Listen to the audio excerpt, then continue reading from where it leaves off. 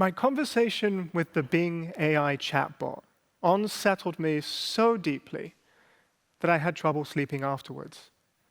I worry that the technology will learn how to influence human users, sometimes persuading them to act in destructive and harmful ways, perhaps eventually grow capable of carrying out its own dangerous acts.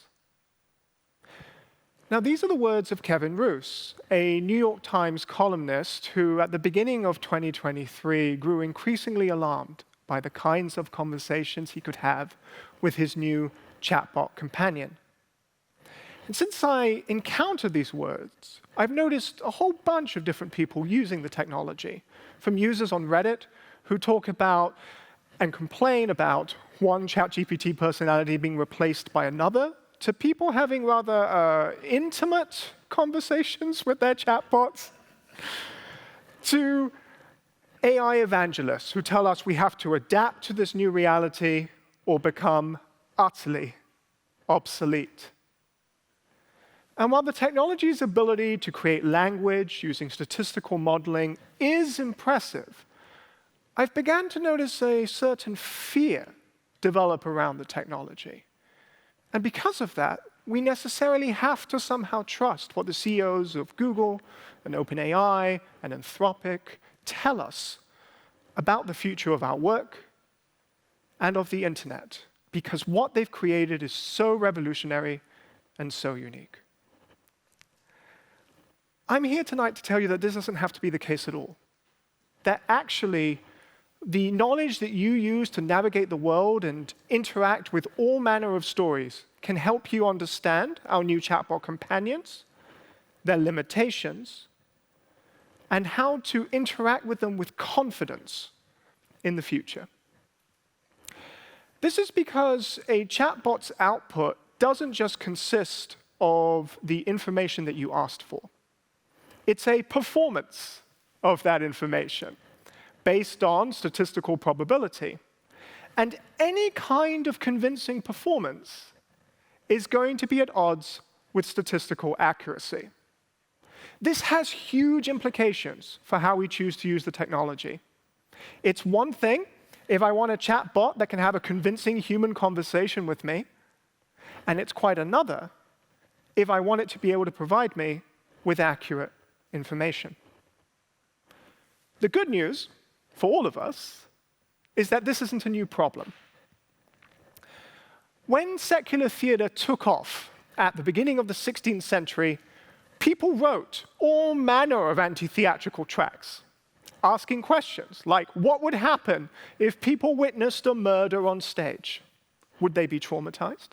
Would they take up murder themselves? How would people react to information that is performed convincingly, but is actually fictional?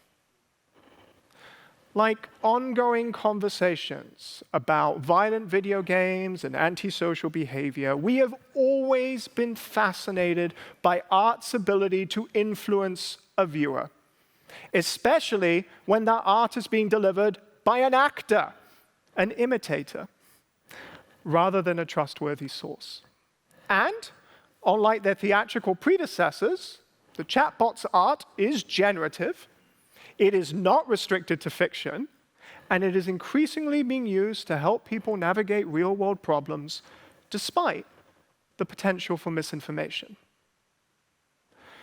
So today I want to tell you about the parallels that I see between a programmer, a chatbot, and a user, and a playwright, an actor, and an audience in Shakespearean England.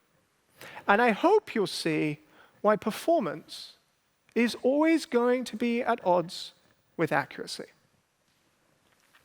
So if I'm going to talk about Shakespearean performance, it is only fitting that I start with a character that has become the inspiration for the charismatic villain that gets the audience on side. Yes, I'm talking about Richard III, a man so charming he could even woo the widow of a man he killed. Really, he did. So his opening soliloquy goes something like this. Now is the winter of our discontent, made glorious summer by this sun of York, and all the clouds that lowered upon our house in the deep bosom of the ocean buried.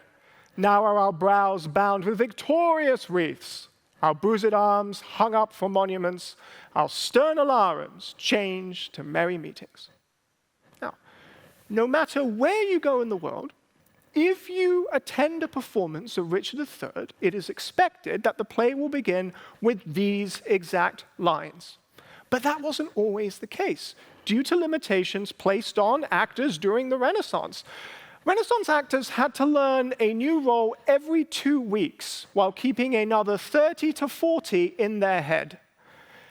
This means that Shakespeare could never rely on his exact words being uttered on stage. It's one of the reasons why the plays have a consistent rhythm to them. It sort of minimizes the number of words that can be inserted into a line by a performing actor. So a chatbot uses its training to approximate a correct response to a prompt that has been asked for by a user, in the same way that an actor uses their training to approximate their response to a particular line. A chatbot relies on a combination of their recent interactions with their user, the user's profile history, and of course their training data to create its output. And the Renaissance actor relied on their recent interactions with the audience, their knowledge of the play, and yes, their accumulated acting experience. For both a chatbot and an actor, the aim is to convince the audience of the imitation of the world they are seeing on stage. And these imitations could be really convincing. Think about Richard for a second. When I think about Richard III, I think about the evil hunchback king that killed the princes in the tower. But that's Shakespeare's version of the historical figure.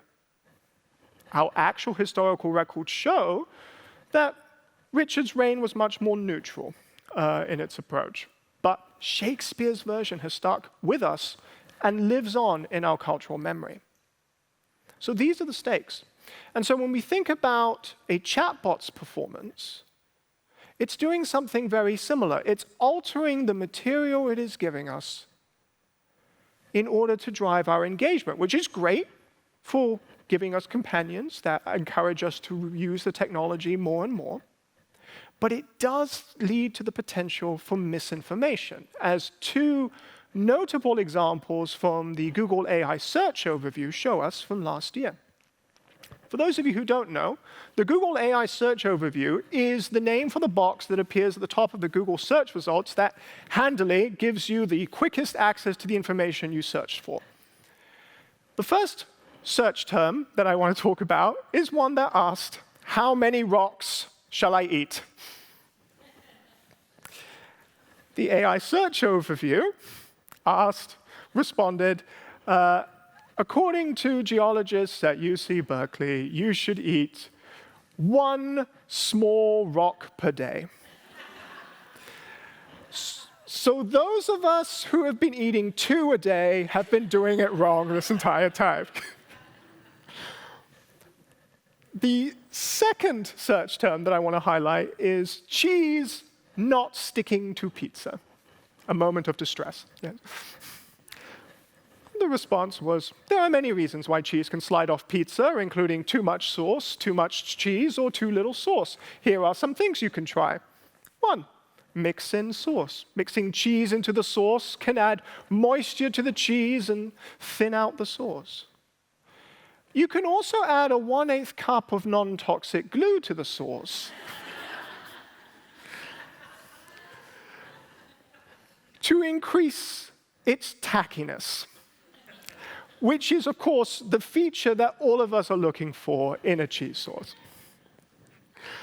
Now, obviously, the first term I highlighted is rather silly, but you can see how the AI search bar is adjusting its language based on what it thinks the user wants.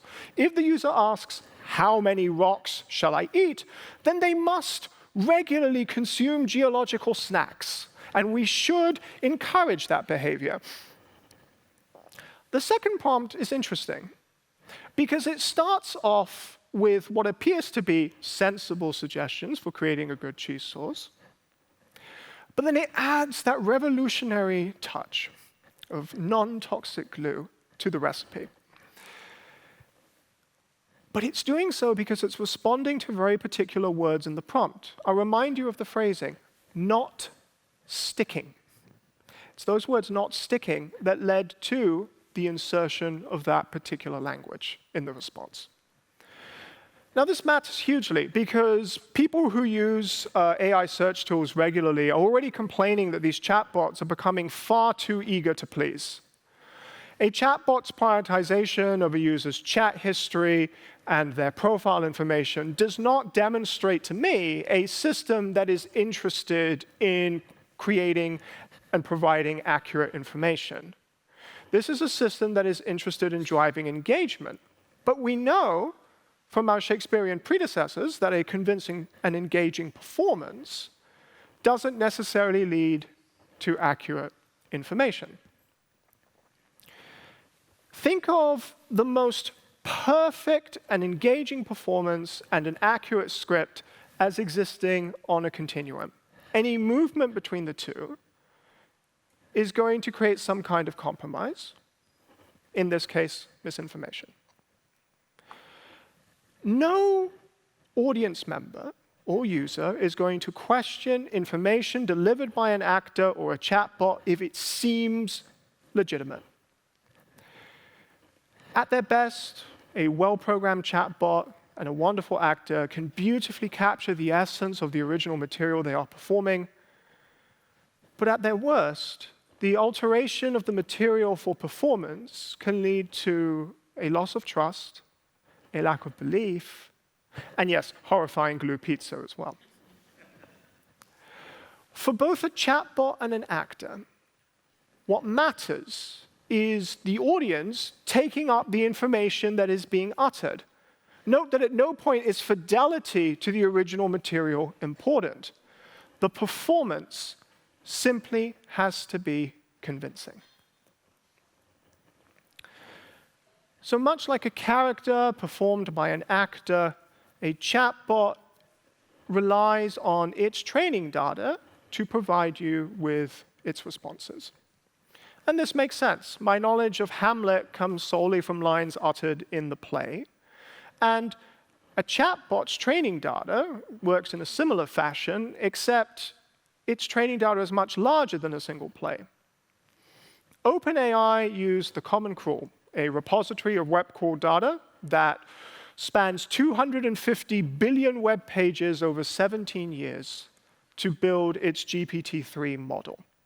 To me, this is an amazing technical achievement because they finally found something longer than Kenneth Branagh's 4-hour Hamlet.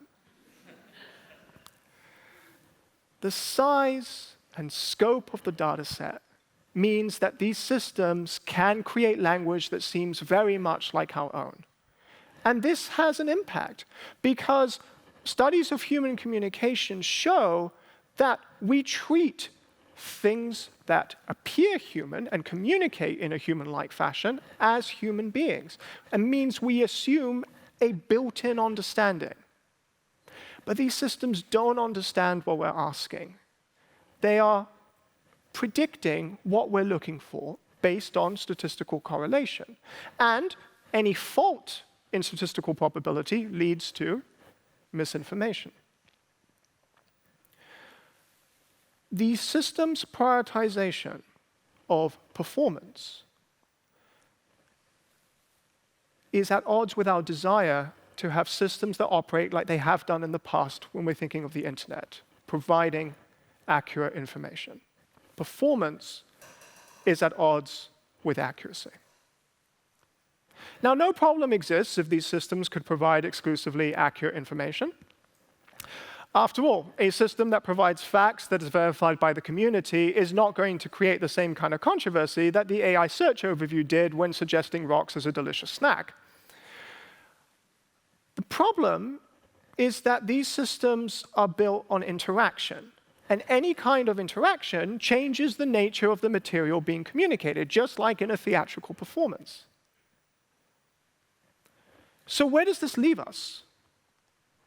I would say that rather than telling stories using books, films, or even the theater, we've created a new kind of storytelling, one that uses a combination of statistical probability, data harvesting, and machine learning, all performed by our personal chatbot actors. And like any kind of performance, it can be scrutinized by, yes, a discerning audience, with knowledge of how to interact with these mediums accrued over time. So what can we learn about the parallels between Shakespearean performance and a chatbot's output? Firstly, that our fascination with these systems are artistic. We've always been interested in art that can imitate the human. But secondly, that in fact, if you've ever read a book, or gone to the cinema, or watched a play, then you already know how to interact with these systems. Enjoy the performance. But take it with the grain of salt that fiction requires.